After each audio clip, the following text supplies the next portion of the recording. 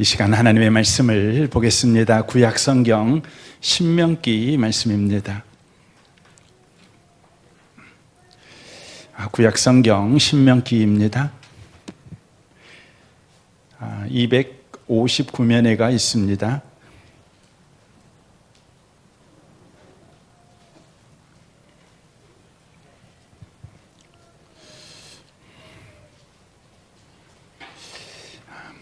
신명기 1장입니다. 1절부터 4절까지 기록된 말씀을 보겠습니다. 신명기 1장 1절에서 4절까지입니다. 함께 기록된 말씀을 읽겠습니다. 이는 모세가 요단 서쪽 숨 맞은편에 아라바 광야 곧 바란과 도벨과 라반과 하세롯과 디사합 사이에서 이스라엘 무리에게 선포한 말씀이니라. 호렙산에서 세일산을 지나 가데스 바네아까지 10하루길이었더라. 40째 11달 금 첫째 날에 모세가 이스라엘 자손에게 여호와께서 그들을 위하여 자기 주신 명령을 다 알렸으니 그때는 모세가 헤스본에 거주하는 아모리 왕 시온을 쳐 죽이고 에레드레이의 아스다롯에게 거주하는 바산 왕 옥을 쳐 죽인 후라. 아멘. 이 밤에 함께 예배하는 모든 분들 가운데 이 말씀에 축복이 함께 하시기를 주님의 이름으로 축원합니다. 오늘부터 신명기 이 말씀을 드리기를 원합니다. 이 신명기 말씀은 모세 오경 가운데 마지막 성경이 되는 것입니다. 바로 모세가 기록한 마지막 성경이다, 이렇게 말씀을 드릴 수가 있습니다.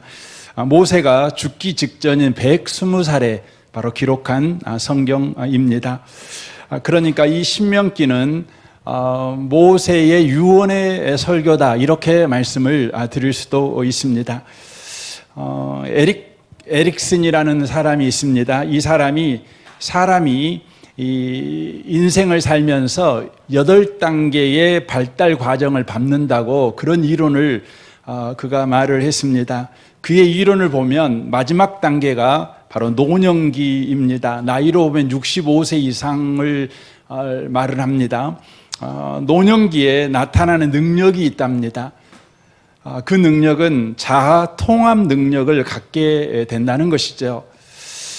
이 자아 통합 능력이라는 것은 자기 인생에 대한 후회, 분노, 좌절 혹은 절망을 통해서 자신의 한계를 수용하고 인정하며 그 안에서 통합적인 의미를 찾아내는 능력을 의미합니다.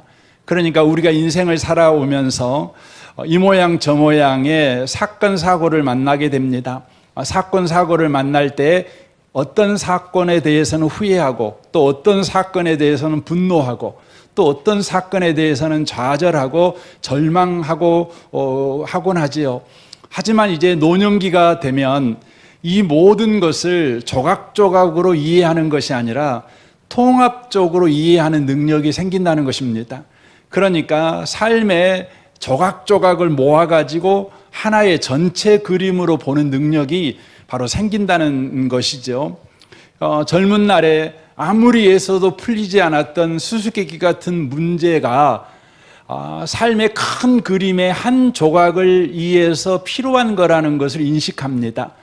그러니까 어떤 사건이 개별적인 사건으로 내게 왔다가 내게에서 여전히 영향을 끼치는 것이 아니라 나라는 사람의 전체의 그림 가운데 한 조각으로 그것이 내 삶에 필요했기 때문에 그것이 내 삶에 일어났다는 것을 이해하게 된다는 것이죠. 왜 그때 그 문제가 생겼는지, 왜 내게 그 고비가 생겼는지 이제 그것이 이해되게 된다는 것이죠. 인생의 퍼즐이 맞춰지는 것이죠. 그래서 노년이 된다는 것은 굉장히 복인 것입니다. 젊은 사람은 도저히 이해할 수 없습니다. 젊은 사람은 언제나 각각의 문제 앞에 허우적거리며 살아가지요. 문제 앞에서 분노하고 또 좌절하고 절망하고 그렇게 살아가는데, 이제 주님 만날 날이 가까우면 가까워질수록 내 나를 향한 하나님의 전체 그림 안에서 내 인생의 개별적인 문제를 통합적으로 보는 눈이 생긴다고 하는 것이죠. 이 신명기 말씀은 바로 모세가 그런 능력을 가질 때에 쓴 성경입니다. 그러니까 모세가 이스라엘 백성을 40년 동안 인도했죠. 물론 그 앞에 그는 40년 동안 미디안에서 생활을 했습니다. 그리고 그 전 40년 동안 그는 왕자로서 인생을 살았죠. 그러니까 총 120년의 긴 인생을 살았습니다. 모세에게 분노하는 일도 있었고 좌절하는 일도 있었고 또 속상한 일도 있었고 절망하는 일도 있었습니다. 그런데 이제 주님 만날 날이 불어났습니다. 주님 만날 날이 불어난 그 시점에서 자기 인생이 통합적으로 보이는 것입니다. 더 나아가 이스라엘을 향한 하나님의 바로 통합적인 안목이 바로 모세의 눈에 바로 보이는 것입니다. 그 시각을 가지고 기록한 성경이 바로 이 신명기라는 성경이라는 것입니다. 그래서 이 신명기라는 성경을 여러분이 읽어보시면 앞에 창세기나 출애굽기나 레위기나 민수기와는 아주 깊이가 다른 것을 느낄 수가 있습니다. 저는 여러분들이 신명기 말씀을 항상 가까이 하고 신명기 말씀을 늘 사랑하는 복 있는 분들이 되셨으면 좋겠습니다. 이것은 저와 여러분이 나이가 어떠하든 여러분이 현재 어떤 문제를 만났든 여러분 인생을 향한 하나님의 바로 선한 눈, 통합적으로 여러분의 인생을 보는 안목을 여러분이 가지셔야 되기 때문에 그리스도인들은 반드시 신명기를 가까이 하는 삶을 살아가셔야 된다는 것이죠.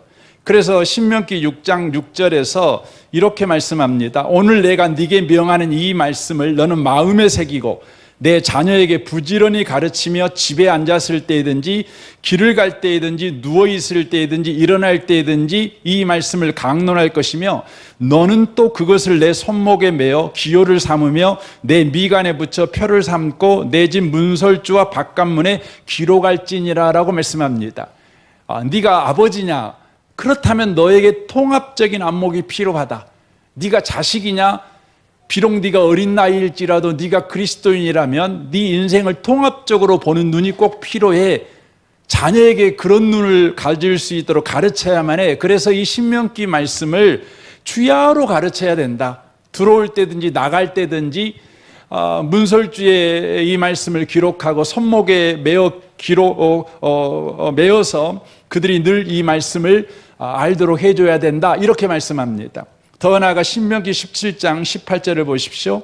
그가 왕위에 오르거든 이 율법서의 등사본을 내 이사람 제사장 앞에서 책에 기록하여 평생에 자기 옆에 두어 읽어 그의 하나님 여호와 경외하기를 배우며 이 율법의 모든 말과 이 규례를 지켜 행할 것이라 라고 말합니다. 그리하면 그의 마음이 그의 형제 위에 교만하지 아니하고 이 명령에서 떠나 좌로나 우로나 치우치지 아니하리니 이스라엘 중에서 그와 그의 자손이 왕위에 있는 날이 장구하리라 라고 말씀합니다. 그리스도인은 왕 같은 제사장입니다. 그리스도인은 왕의 인생을 살아가야 합니다. 그리스도인이 왕의 인생, 왕의 영향력, 왕의 권세를 인생 속에서 사용하지 못하고 살아가는 것은 그것은 불충입니다. 여러분이 어떤 학력의 수준을 가지고 있든 여러분의 부모의 배경이 어떠하든 여러분과 저는 하나님의 자녀이며 왕으로 하나님께서 부르신 자들입니다. 이 땅에 왕으로 하나님이 세우신 자들입니다. 그러므로 저와 여러분이 왕으로서의 인생을 살아내기 위해서는 반드시 통합적 안목이 필요한 것입니다. 개별적인 문제에 저와 여러분이 울며 불며 하는 그 정도의 안목을 가진 사람이 되어서는 안 된다는 것입니다. 그것이 삶의 한 조각이며 그 조각이 내 인생 전체에서 어떻게 쓰여질지에 대해서 볼 줄 아는 통합적 안목을 가지고 저와 여러분이 인생을 살아가게 될 때에 왕으로 세움받은 자로서 바로 저와 여러분이 그렇게 인생을 살아낼 수 있다고 하는 것입니다. 그런 측면에서 신명기 말씀은 아주 중요한 것입니다. 저는 우리 은혜의복음교회 성도들과 함께 이 신명기 말씀을 우리가 오늘부터 함께 나누게 될 때 여러분에게 통합적인 안목이 생겨나는 복이 꼭 있으시길 바랍니다. 각각의 일어나는 사건 때문에 전전긍긍하는 사람이 아니라 여러분이 일어나는 그 사건이 여러분의 전 인생에 꼭 필요한 조각으로 이해할 줄 아는 넉넉함과 안심과 기대가 여러분 가운데 있는 눈이 반드시 열려야 된다는 것입니다. 우리 인생 가운데는 많은 시험이 있지요. 많은 문제가 있지요. 그런데 그것들을 바라보는 통합적인 눈이 없으면 우리는 문제와 시험 앞에서 어찌할 바를 모르는 것이죠. 예수님에게 마귀가 시험을 하러 왔습니다. 여러분이 잘 아는 마태복음 4장 이야기입니다. 예수님은 40일 동안 굶주렸습니다. 육신을 입고 있는 예수님이기 때문에 얼마나 배가 고프시겠습니까? 육신을 입고 있는 사람에게 언제나 시험은 위기가 될 때가 많습니다. 예수님에게, 배고픈 예수님에게 마귀가 와서 유혹하는 것이죠. 마태복음 4장 3절을 보십시오. 시험하는 자가 예수께 나와서 이르되 네가 만일 하나님의 아들이거든 명하여 이 돌들로 떡덩이가 되게 하라 라고 예수님을 시험합니다. 그때 예수님이 대답합니다. 기록되었으되 라고 되어 있습니다. 예수님이 대답하여 이르시되 기록되었으되, 여기서 말하는 기록되었으되라는 것은 어디 성경을 의미하고 있을까요? 바로 신명기 말씀을 의미하고 있는 겁니다. 신명기 8장 3절이죠. 너를 낮추시며 너를 줄이게 하시며 또 너도 알지 못하며 너 조상들도 알지 못하던 만나를 내게 먹이신 것은 사람이 떡으로만 사는 것이 아니요 여호와 입에서 나오는 모든 말씀으로 사는 줄을 네가 알게 하려 하심이라 라는 이 말씀을 가지고 예수님께서는 돌로 떡을 만들어서 네가 하나님의 자녀라는 것을 입증해라. 네가 예수 믿는다는 걸 입증해라. 하나님이 너를 복준다는 것을 돌 갖고 떡 만들어 가지고 기적을 행해 가지고 네가 입증해 라고 말을 하지요. 여러분, 우리는 늘 이런 시험을 받지 않습니까? 예수 믿어도 병 걸리고, 예수 믿어도 대학 떨어지고, 예수 믿어도 승진도 안 되고, 그때 우리 마음 가운데 마귀가 찾아와 가지고 네가 예수 믿는 사람인데 너는 그렇게도 못해? 네가 하나님의 아들이야? 네가 구원받은 사람이야? 이렇게 우리를 시험합니다. 그때 우리는 어찌할 바를 모릅니다. 의심이 확 들어오는 것이죠. 그렇지 않습니까? 내가 구원받은 사람인데 이렇게 늘 실패나 하고 늘 이렇게 좌절만 하는 인생을 살아가는 것이 온당한가? 하나님이 계시지 않아? 하나님이 나를 구원하지 않았어? 이런 생각이 우리 가운데 불현듯 드는 것입니다. 근데 예수님께서는 이 시험 앞에서 말씀을 붙잡습니다. 어디 말씀을 붙잡는다고요? 신명기 말씀을 붙잡습니다. 사람이 떡으로만 살 것이 아니요 여호와 하나님의 입에서 나오는 모든 말씀으로 살 것이라. 이것은 왜 신명기 말씀을 주시는 그가 하나 예수님이 붙잡을까요? 그것은 신명기라는 말씀 그 자체가 통합적인 사고를 갖게 해요. 내 인생의 결론을 보게 하는 것이죠. 다만 지금 내가 배고프냐 배 안 고프냐, 이 배고픈 문제를 해결하냐 해결하지 않느냐의 관점이 아니라 이 배고픈 문제를 통해서 우리 하나님이 나를 어떤 사람으로 만들어내려고 하는가에 대한 시각이 신명기 말씀을 통해서 길러지게 될 때에 그 부분이 여러분 해방이 될 수 있는 것이죠. 5절 보십시오. 이에 마귀가 예수를 거룩한 성으로 데려다가 성전 꼭대기에 세우고 이르되 네가 만일 하나님의 아들이거든 뛰어내리라.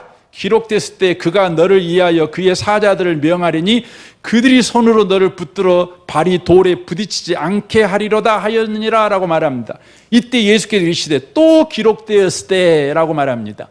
예수님이 또 말씀을 붙잡죠. 어떤 말씀을 붙잡습니까? 신명기 6장 16절 말씀이죠. 너희가 마사에서 시험한 것 같이 너희 하나님 여호와를 시험하지 말고 라는 이 말씀을 그대로 주님께서 쓰십니다. 주 너의 하나님을 시험하지 말라 하였느니라. 더 나아가 보십시오. 마귀가 또 그를 데리고 지극히 높은 산으로 가서 천하 만국과 그 영광을 보여 이르되 만일 내게 엎드려 경배하면 이 모든 것을 내게 주리라. 이렇게 시험합니다. 보여주는 것이죠. 계속 보여주는 겁니다. 보는 걸 쫓아가라는 것이죠. 손에 잡히는 걸 쫓아가라고 하는 것이죠. 이에 예수께서 말씀하시되 사단아 내 물러가라. 기록되었을 때 어디에 기록된 말씀입니까? 주 너의 하나님께 경배하고 다만 그를 섬기라. 이 말씀은 신명기 6장 13절에 기록된 말씀입니다. 내 하나님의 여호와를 경외하며 그를 섬기며 그의 이름으로 명세할 것이니라. 바로 예수님께서 이 마귀의 시험, 개별적으로는 시험이죠. 육신을 가지고 있는 우리에게 당장 먹을 것이 중요하고 당장 명예가 중요하고 당장 권력이 중요한 거 아니겠습니까? 그렇죠. 우리는 당장 이것들이 없으니까 분노하고 당장 이것들이 없으니까 좌절하고 당장 이것들이 없으니까 우울해집니다.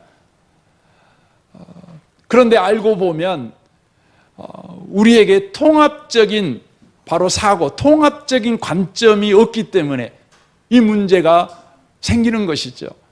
바로 우리에게 배고픔의 문제, 권력이 없는 문제, 우리에게 건강이 없는 문제, 또 우리에게 명예가 없는 문제, 이 문제가 개별적인 사건으로 머무는 것이 아니라 하나님의 큰 그림, 통합적인 내 전인생을 향한 하나님의 그림 안에서 그것들이 조각조각으로 퍼즐로 쓰여진다는 것. 이것에 시각이 없으면 우리는 늘 시험 앞에서 좌절합니다. 분노하는 것입니다. 그래서 신명기 말씀을 통해서 저와 여러분이 바로 우리 인생 전체를 향한 하나님의 통합적인 안목, 통합적인 능력을 기르는 그런 그 시간이 꼭 되셨으면 좋겠습니다. 그래서 여러분 자녀들도 특별히 신명기 강해를 할 때 함께 들을 수 있도록, 제가 코로나여 가지고 오세요 제가 그런 말 하기가 영 그러더라고요. 여러분 그럼에도 불구하고 집에서 온라인으로 꼭 들을 수 있도록 여러분 그렇게 여러분 자녀들을 그렇게 안내하시면 참 좋겠다, 그런 생각이 들어져 갑니다. 우리 옆에 계신 분한테 말씀해 주시면 좋겠습니다. 통합 능력을 기릅시다 라고 말씀해 주시면 좋겠어요. 한 번만 더 말씀해, 통합 관점을 가지십시오 라고 말씀해 주시면 좋겠습니다. 그렇습니다.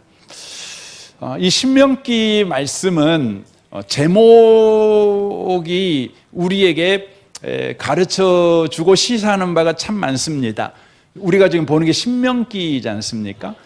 한문으로 한번 보세요. 여러분 이 신명기가 어떤 게 신명기 한문으로 쓰면 신명기인지 한번 알아맞죠. 처음에는 신명기 앞에는 하나님의 명령이라는 의미죠. 두 번째 신명기는 새로운 명령이라는 말이죠.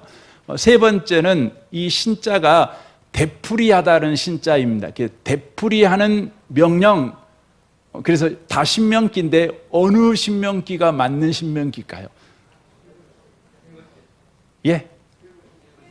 세 번째. 여러분 굉장히 수준이 높으신 분들이. 여러분 우리나라는 찍기를 잘해서 세 번째가 맞습니다. 세 번째가 한문으로 신명기예요. 우리는 그냥 한글로 보면 신명기 그러면 그냥 하나님의 명령 이렇게 그냥 이해할 수 있고, 혹은 신자를 새 신자로 이해해가지고 새로운 명령 이렇게 이해합니다. 하지만 여기에 쓰여 있는 신명기는 바로 되풀이하는 명령이라는 의미입니다. 우리가 이제 객지에 가는 자녀들한테 어떻게 합니까? 신신당부를 하잖아요. 그렇죠? 신신당부를 하죠. 그때 쓰는 신자가 저 신자입니다. 신자. 되풀이 한다는 거죠. 되풀이하고 때 되풀이해서 당부하는 거죠. 이것만에 잊지 말아라. 이것만은 잊지 말아라. 하고 신신당부하는 말씀이 신명기 말씀이라고 하는 것이죠. 이 신명기 말씀을 누가 1차 독자가 누구냐? 저와 여러분은 뭐 2차, 3차 독자 아닙니까? 1차 독자가 누구냐면 이스라엘 백성들이 애굽에서 나왔는데 20세 이상 된 사람들은 광야에서 여호수아와 갈렙을 남기고 다 죽었습니다. 다 죽었습니다. 그리고 이제 40년이 세월이 흘러가지고 이제 가나안 땅을 목전에 둔 상황입니다. 모학전에 이렇게 둔 상황에서 신명기 말씀을 전하고 있기 때문에 이 신명기 말씀을 누가 듣냐? 그러면 출애굽했을 당시에 20세 이하의 사람들, 그리고 광야에서 태어난 사람들, 바로 이 사람들이 이 신명기 말씀을 들어야 될 사람이라고 하는 것이죠. 이들은 당면 문제가 뭐냐면 가나안 땅에 곧 들어가야 될 사람들이에요. 가나안 땅에 곧 들어가야 될 사람들에게 지금 모세가 지금 설교를 하고 있는 것이죠. 가나안 땅은 어떤 땅입니까? 하나님이 약속하신 땅이죠. 그럼에도 불구하고 그 땅에 들어가면 뭐 해야 됩니까? 원주민들이 그 땅을 차지하고 있어요. 원주민들이 그 땅에서 왕노릇하고 있어요. 그러므로 이제 가나안 땅에 들어가야 될 이스라엘 사람들은 뭐 해야 될 사람이냐면 가나안 땅에 있는 원주민을 쫓아내고 그 땅을 정복해야 되는 사람들이에요. 싸움을 해야 되는 사람들이에요. 싸움을 해야 되는 사람들이에요. 여러분, 싸움을 하려면 준비가 필요하지요. 전쟁을 하려면, 그것도 정복 전쟁을 하려면 여러분 반드시 철저한 준비가 필요한 것입니다. 가장 먼저 뭐가 필요하겠어요? 전쟁을 하려면 우리의 대장이 누구인지를 정확하게 인지를 해야 합니다.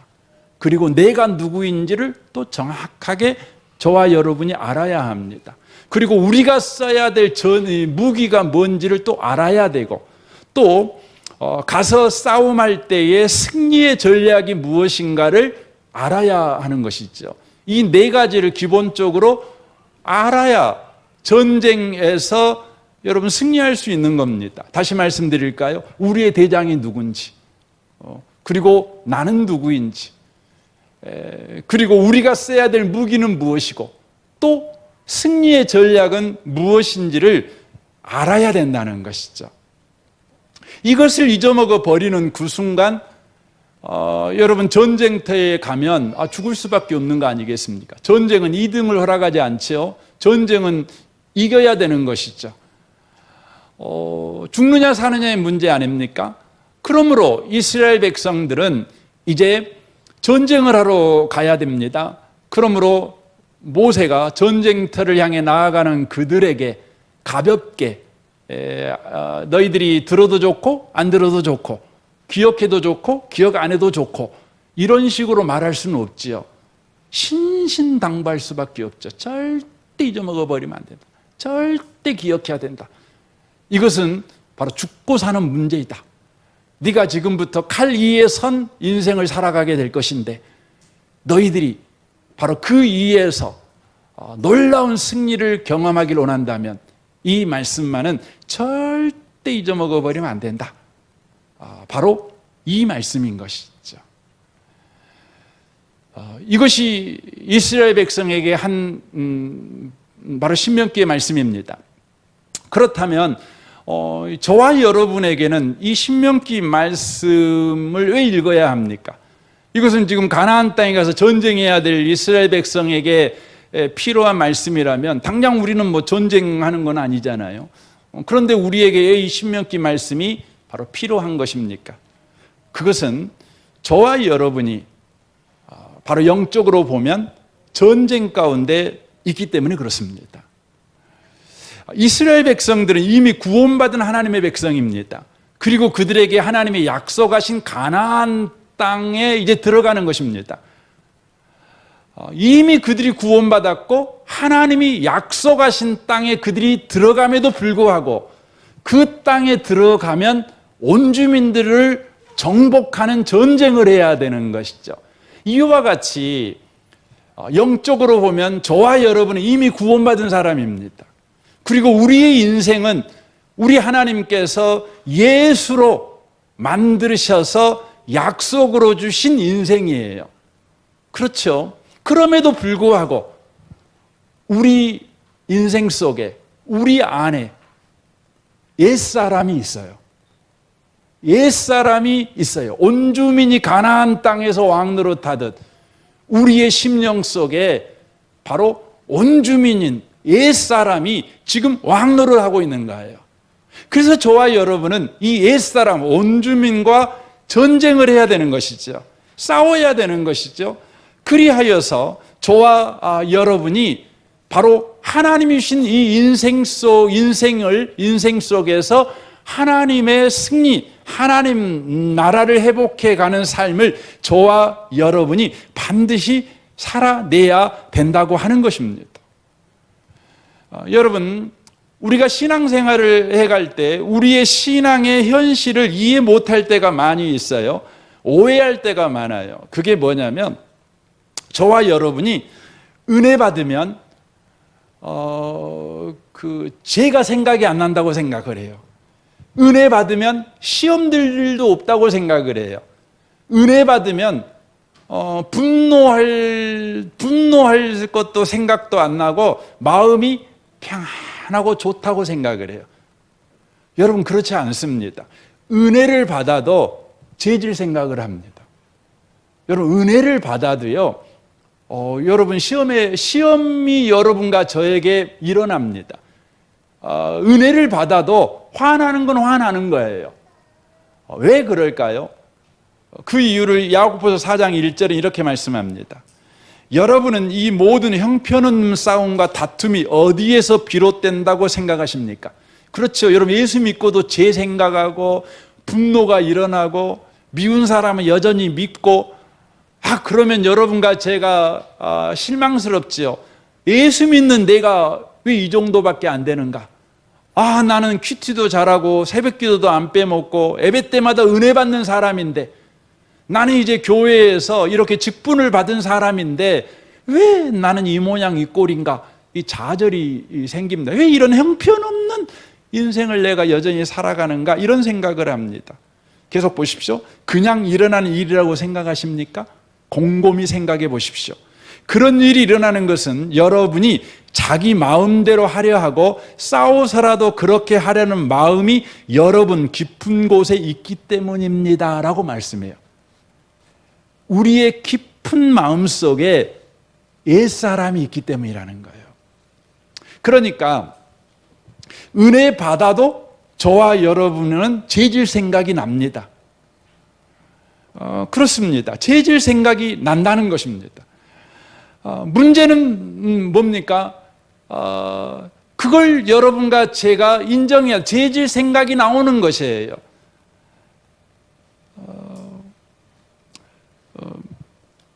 그래서 여러분 예수를 믿잖아요.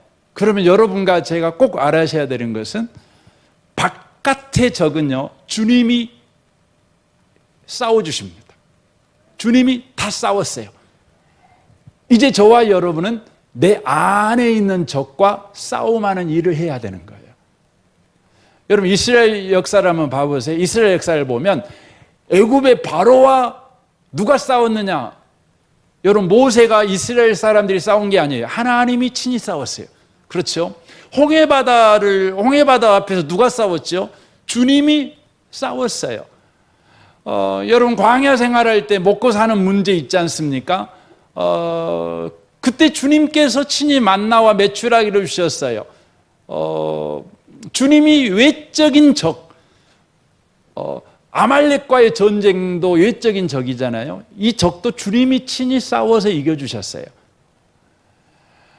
구원받은 저와 여러분, 주님이 구원하시기 위해서 외적인 적, 죄와 사망과 주님이 싸워주신 거예요. 그러므로 예수 믿는 사람들은 더 이상 죄와 사망이 내 인생을 왕노릇할 수가 없어요. 왜냐하면 주님께서 싸워주셨기 때문에, 또 승리하셨기 때문에, 십자가로. 그런데요, 이제 주님의 승리를 가지고 여러분과 제가 하나님의 자녀라는 신분이라는 것이 확고하고 취소될 수 없다고 하는 이 은혜 속에서 저와 여러분의 마음속에 있는 옛사람과 싸우셔야 돼요. 그래서 바깥쪽은 주님이 싸워주시지만 여러분 내면의 적과는 여러분이 싸우셔야 한다는 거예요. 그래서 에베소 4장 22절 이렇게 말씀해요. 너희는 유혹의 욕심을 따라 썩어져가는 구습을 따르는 옛사람을 벗어버리고 오직 너희의 심령이 새롭게 되어 하나님을 따라 의와 진리의 거룩함으로 지음받은 새 사람을 입으라, 이렇게 돼 있어요. 옛사람을 벗어버리래요. 여러분, 옛사람을 벗어버린다는 것은 불신자가 신자가 되어라, 이런 의미의 말이 아닙니다. 여러분과 저는 이미 신자예요. 신자인데 우리 심령 속에 옛사람이 있는 거예요. 이 옛사람과 싸워야 돼요. 그래서 저와 여러분이 의와 진리의 거룩함으로 지음받은 새 사람을 입는 삶이 반드시 필요한 겁니다. 여러분, 불신자가 신자가 되는 데는요, 여러분 과정이 사실 없어요. 과정이 없습니다. 불신자가 신자가 되는 것은 하나님의 정광석화 같은 은혜로 돼요. 하지만 신자가 신자다워지는 데는 긴 과정이 필요한 거예요. 신자가 신자다워지는 그 과정을 가르쳐 옛사람을 벗어버리고 새 사람을 입는 과정인 거예요. 그 싸움을 어떻게 해야 됩니까? 25절 계속 보십시오. 그런즉 거짓을 버리고 각각 이웃과 더불어 참된 것을 말하라. 이는 우리가 서로 지체가 됨이라. 분을 내어도 죄를 짓지 말며 해가 지도록 분을 품지 말고 마귀에게 틈을 주지 말라. 도둑질하는 자는 다시 도둑질하지 말고 돌이켜 가난한 자에게 구제할 수 있도록 자기 손으로 수고하여 선한 일을 하라. 무릇 더러운 말은 너희 입 밖에도 내지 말고 오직 덕을 세우는데 소용되는 대로 선한 말을 하여 듣는 자들에게 은혜를 끼치게 하라. 하나님의 성령을 근심하게 하지 말라. 그 안에서 너희가 구원의 날까지 인치심을 받았느니라 라고 말씀합니다. 여기 참 재밌는 말이 있어요. 보세요. 무릇 더러운 말은 너희 입 밖에도 내지 말라 라고 말씀하셔요. 여러분, 우리가 은혜를 받았다, 믿음이 좋다, 이 말은 우리 가운데 더러운 말을 안 갖고 있다는 말이 아니에요. 더러운 말을 갖고 있어요. 그런데 믿음이 좋다는 건 뭐냐면 더러운 말을 입 밖으로 내지 않는 거예요. 이걸 말하는 거예요. 우리 가운데 이런 분들이 계실 수 있죠. 아이고, 그럼 속은 시커하면서 겉만 번드르하면 이거 이중 플레이 아닙니까? 여러분, 그렇게 말을 해요. 저는 아싸리 말하는 사람입니다. 그래가지고 그 마음에 안 든 사람이 있으면 그 사람 앞에서 말을 해요. 그렇죠? 아싸리 나는 뒷담 할 줄 모르는 사람입니다. 앞에서 그냥 말을 해버려요. 여러분, 그런 사람을 뭐라 그러죠? 예의 없는 사람이라 그러는 거예요. 여러분, 앞에서 대고 말하지 마세요. 왠지 아십니까? 사람은요, 말한다 해서 바뀌는 존재가 아니에요. 그럼 어떻게 해야 됩니까? 뒷담화 차라리 하세요. 기분이라도 안 나쁘죠. 더 좋은 건 뭐예요? 주님 앞에 엎드려 기도하는 거예요. 그러니까 감정이 안 상하는 게 아니에요. 은혜가 좋다는 것은, 믿음이 좋다는 것, 또 은혜 받았다는 것은 여러분이 속 안 상한다는 게 아니에요. 상대방을 미워하지 않는다는 게 아니에요. 여러분이 누군가를 미워할 때요, 아, 나는 믿음 없는 사람이야, 은혜 없는 사람, 그렇게 말하지 마세요. 믿음 있고 은혜 있는 사람도 미워해요. 다만 뭡니까? 안 표현해요. 표현하지 않아요. 어디다 표현합니까? 하나님에게 표현하는 거예요. 이게 믿음 좋은 거예요. 이게 은혜의 사람인 거예요. 하나님 앞에 나아가는 것이죠.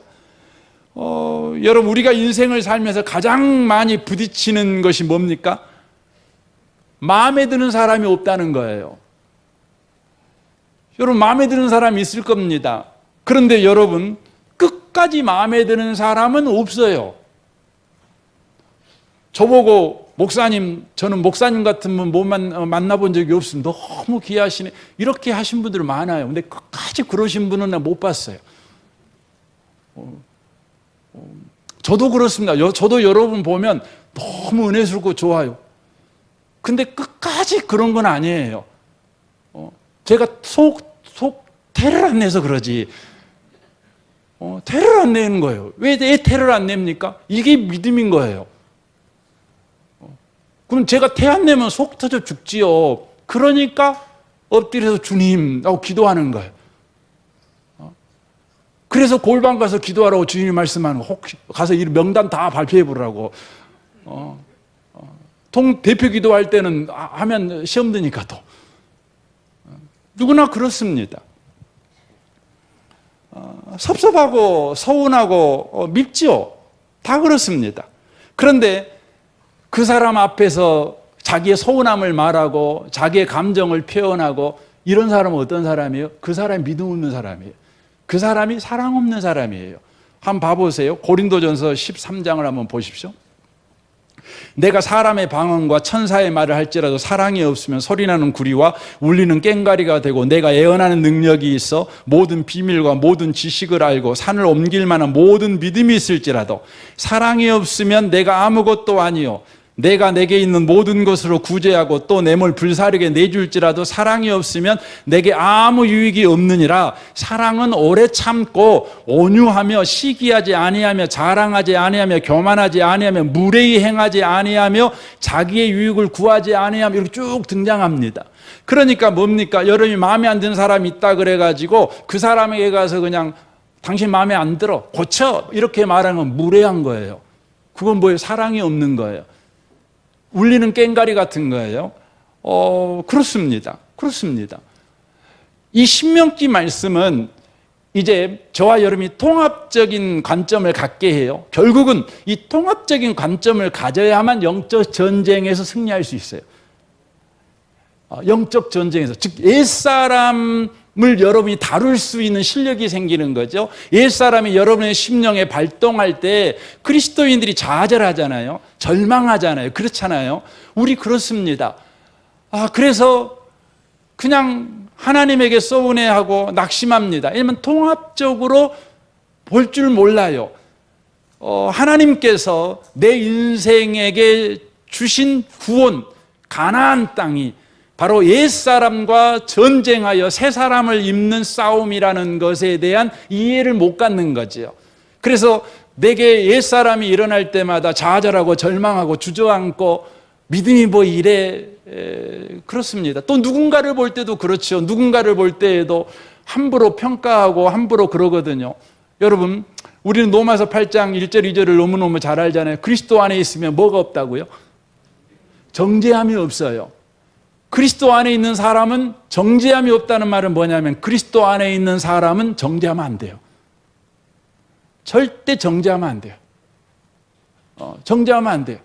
근데 우리는 정죄하거든요. 왜냐하면 이것에 대한 통합적인 눈이 없어요. 또 그리스도인의 삶 자체가 가나안 땅, 젖과 꿀이 흐르는 약속의 땅임에도 불구하고 그 약속의 땅은 옛사람을 벗고 새사람을 입는 전쟁터라는 것에 인식을 못 갖는 거죠. 그래서 이 신명기는 크게 세 가지 설교로 구성이 되어져 있어요. 여러분이 이것을 이제 이해를 해야 되는 거죠. 세 가지 설교로 구성이 되어져 있는데 그 첫 번째 설교가 1장 1절부터 4장 43절까지 돼 있고요. 두 번째 설교가 4장 44절에서 28장 68절까지 돼 제일 긴 부분입니다. 세 번째 설교가 29장 1절부터 34장 12절까지 설교가 나옵니다. 거기에 나오는 건 뭐냐면 옛사람을 벗어버리고 새사람을 입어라. 그리스도인답게 살아라. 하나님의 말씀대로 살아라. 이걸 이제 계속 가르치는 거예요. 가르치는 거죠. 여러분과 제가 하나님 말씀대로 살라고 말씀을 들을 때마다 하나님 말씀대로 살아보려고 예를 쓰지요. 그때마다 좌절해요. 그때마다 옛사람에게 지는 거예요. 지는 거죠. 그래서 우리는 율법의 말씀이 힘들어요. 하나님의 말씀이 우리에게 힘들어요. 짐이로 다가와요. 그 이유가 뭐냐면 바로 젖과 꿀이 흐르는 가나안 땅에 들어가 옛사람을 벗고 새 사람을 입는 이 일, 하나님의 말씀에 순종하는 사람이 되게 하는 바로 원동력, 그 기둥이 무엇인가를 저와 여러분이 놓쳐버리기 때문에 그래요.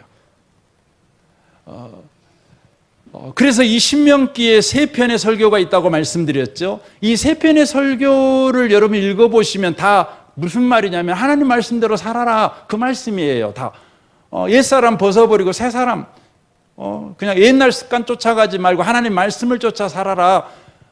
세상 방식으로 살지 말고 하나님 믿는 사람으로 하나님이 말씀하는 방식으로 살아라, 이런 의미의 말입니다. 그런데 그것에 원동력이 있어요. 그것이 가능케 하는 원동력이 있죠. 그래서 이 세 편의 설교가 무너지지 않게 하는 기둥 같은 말씀들이 있어요. 핵심 말씀이죠. 첫 번째 설교의 핵심 기둥이 뭡니까? 신명기 4장 37절입니다. 보세요. 여호와께서 내 조상들을 사랑하신 고로 그 후손인 너를 택하시고 큰 권능으로 친히 인도하여 애굽에서 나오게 하시매 너보다 강함대한 여러 민족을 내 앞에서 쫓아내고 너를 그들의 땅으로 인도하여 들여서 그것을 내게 기업으로 주려 하심이 오늘과 같으니이다 라고 되어 있습니다. 여기에 핵심 단어가 뭐냐면 너 조상들을 사랑하신 고로라는 말씀입니다. 그 첫 번째 설교는 과거의 해상에 관한 설교입니다. 하나님께서 너희 가운데 어떤 일을 행하셨는가, 이 과거의 해상에 관한 설교입니다. 거기에 핵심이 뭐냐면 하나님이 너를 사랑했다, 그거예요. 사랑했다요. 사랑했다. 두 번째 설교입니다. 두 번째 설교는 율법 해설입니다. 율법을 해설해 주는 것입니다. 그것의 기둥이 뭐냐면 신명기 7장 7절부터 보십시오. 여호와께서 너희를 기뻐하시고 너희를 택하시면 너희가 다른 민족보다 수요가 많기 때문이 아니니라. 너희는 오히려 모든 민족 중에 가장 적으니라. 여호와께서 다만 너희를 사랑하심으로 또는 너희 조상들에게 하신 맹세를 지키려 하심으로 자기의 권능과 손으로 너희를 인도하여 내시되 너희를 그 종되었던 집에서 애굽 왕 바로의 손에서 속량하셨나니라고 돼 있어요. 거기에 핵심 단어가 뭐냐면 주님이 사랑하셨다는 거예요. 사랑하셨다는 거예요. 이건 현재적 사랑을 의미하는 겁니다. 여기에 표현해 보면 모든 여호와께서 다만 너희를 사랑하심으로 말미암아 이렇게 돼 있어요. 다만이라는 단어가 나오는데 모세가 생각을 해본 거예요. 왜 하나님께서 이스라엘 백성을 애굽에서 구원해 냈는가 하고 생각해봐도 이유가 없는 거예요. 그래서 단어를 무슨 단어냐면 다만이라는 써. 이유가 없다. 굳이 이유를 찾는다면 이것밖에 없다. 그게 뭐냐면 사랑하셨기 때문에. 두 번째 설교가 무너지지 않는 기둥, 두 번째 설교가 저와 여러분에게 좌절을 심어다 주고 짐이 되지 않게 하는, 도리어 은혜가 되게 하고 소망이 되게 하는 그 원동력, 그 기둥이 뭐냐면 하나님이 지금 너를 사랑하신다. 이것이 핵심이라는 것이죠. 세 번째 설교입니다. 기둥입니다. 신명기 33장 3절입니다. 여호와께서 백성을 사랑하시나니 모든 성도가 그의 수중에 있으며 그의 발 아래에 앉아서 주의 말씀을 받는도다 라고 되어 있습니다. 세 번째 설교의 핵심은 언약 체결이거든요. 언약 체결. 그런데 그것이 바로 무너지지 않는 기둥이 뭐냐? 그것이 바로 하나님이 미래에도 너를 사랑할 것이기 때문에 이 말이에요. 그러니까 신명기에 율법의 말씀이 이것을 읽는 저와 여러분에게 절망을 가져다 주고 낙심을 가져다 주고 저와 여러분에게 포기를 가져다 주고 좌절을 가져다 주지 아니하고 도리어 소망을 심어줘요. 아, 옛사람인 내가 새 사람이 되겠구나. 옛사람을 벗어버리고 내가 새 사람을 입겠구나. 가나안 땅이라고 하는 곳에 있는 온주민을 쫓아내고 그들이 아무리 강할지라도 온주민들을 반드시 쫓아낼 수 있겠구나. 그곳에 하나님의 나라의 깃발을 꽂을 수 있겠구나. 이 소망이 바로 생기게 되는 기둥 같은 말씀이 뭐냐? 바로 하나님이 과거에도 사랑하셨고 현재에도 사랑하시고 미래에도 사랑하신다. 초지일관 너희들을 사랑하신다. 바로 이 사랑이 율법을 지키라는 명령을 떠받치고 있는 기둥이라는 거예요. 이게 신명기의 핵심인 것이죠. 그래서 저와 여러분이 이제 그리스도인으로서 이미 구원받은 하나님의 백성입니다. 그리고 하나님께서 젖과 꿀이 흐르는 가나안 땅, 아니 우리의 인생이 예수로 만든 인생이에요. 젖과 꿀이 흐르는 인생이에요. 그럼에도 불구하고 그 땅에 바로 옛사람이 있어요. 온주민들이 있어요. 그들과 우리는 전쟁을 하는 것이죠. 정복해 나가야 되는 것이죠. 그래서 옛사람의 영향력이 아니라 바로 그리스도의 영향력, 새 사람으로서 인생을 살아가는 복을 우리가 누려가야 되겠죠. 그것을 위해서는 우리가 하나님의 말씀을 지키며 살아가셔야 돼요. 그런데 그것이 가능케 되어지는 게 뭐냐? 하나님이 날 사랑하신다는 거예요. 하나님이 날 사랑하신다는 거예요. 그래서 신명기 30장 15절 이 말씀만 하고 오늘 마쳤으면 좋겠는데 보십시오. 보라, 내가 오늘 생명과 복과 사망과 화를 내 앞에 두었나니 곧 내가 오늘 내게 명령하여 내 하나님 여호와를 사랑하고 그 모든 길을 행하며 그의 명령과 규례를 여호와께서 네가 가서 차지할 땅에서 내게 복을 주실 것임이라. 그러나 내가 만일 마음을 돌이켜 듣지 아니하고 유혹을 받아 다른 신들에게 절하고 그를 섬기면 내가 오늘 너희에게 선언하노니 너희가 반드시 망할 것이라. 너희가 요단을 건너가서 차지할 땅에서 너희의 날이 길지 못할 것이라. 내가 오늘 하늘과 땅을 불러 너희에게 증거로 삼노라.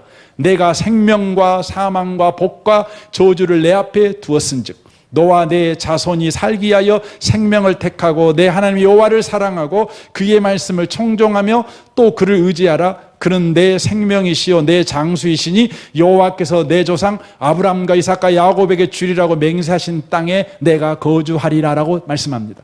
그러니까 이 신명기 말씀은 말씀 그대로 되풀이하여 말씀을 주고 명령을 주는 거, 율법을 주고 있는 것이죠. 그래서 히브리 말로는 제2의 율법이라는 의미가 신명기라는 말씀입니다. 율법을 주고 있는 거예요. 다시 율법을 주는 것이죠.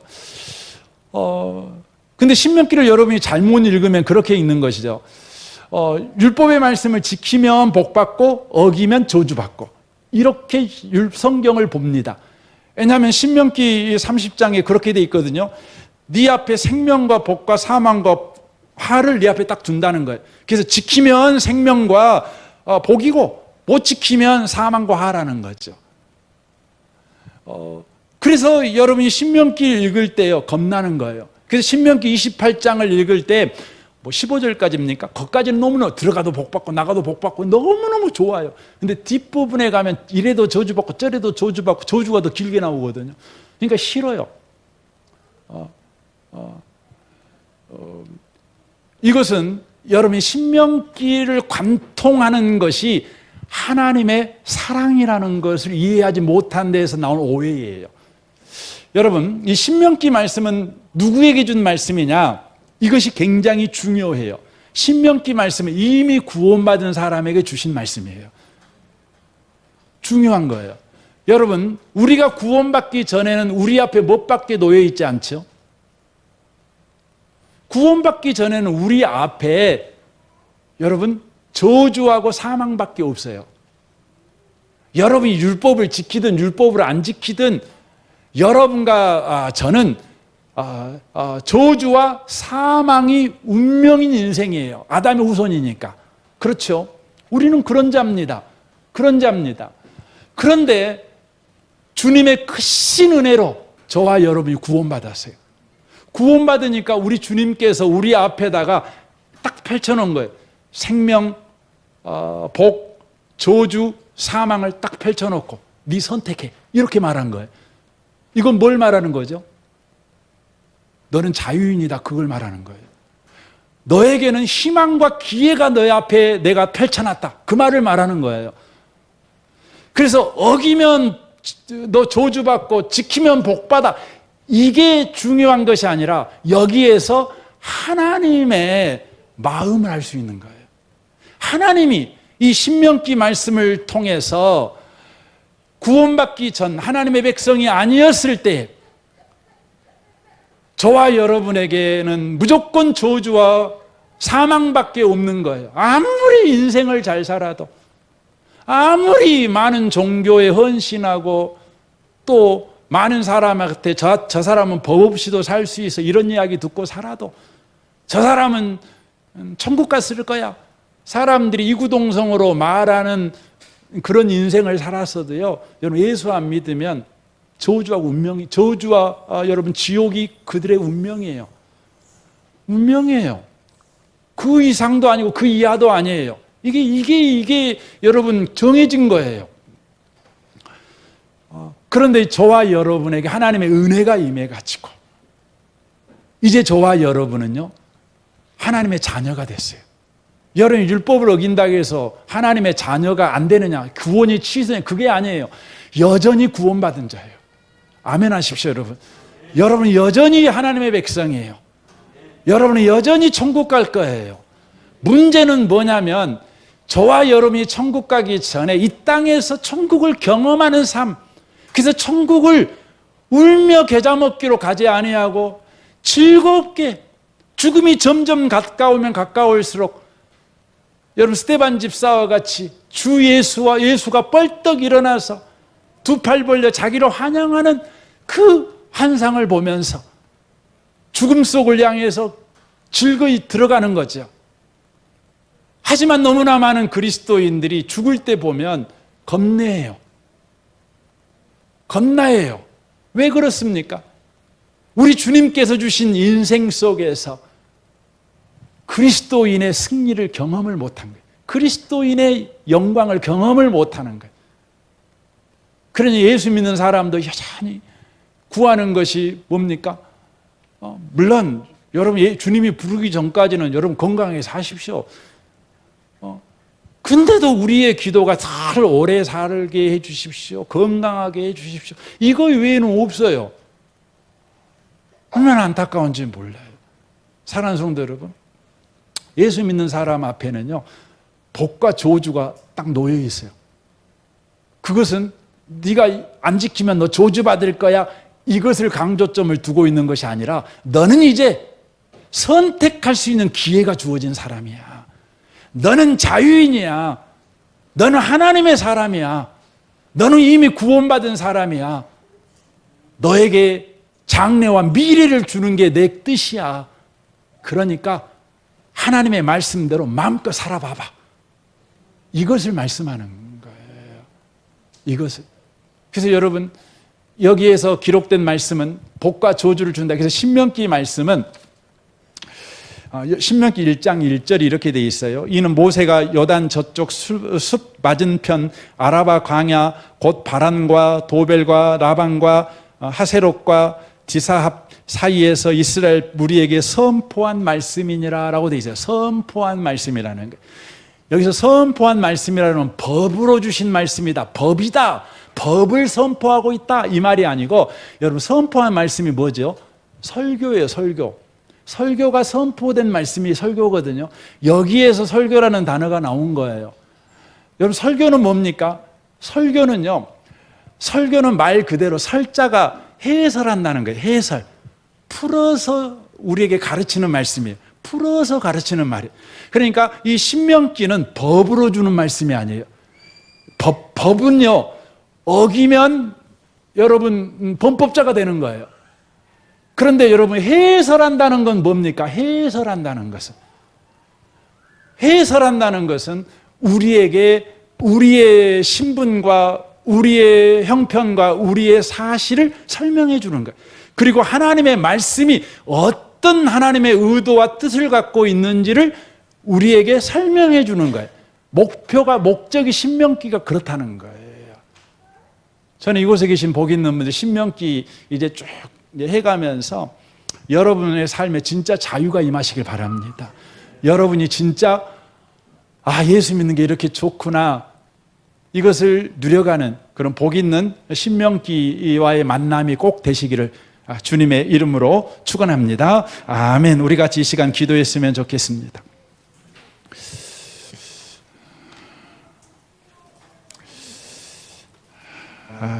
오늘 말씀을 생각하면서 주여, 우리 신명기 말씀을 통해서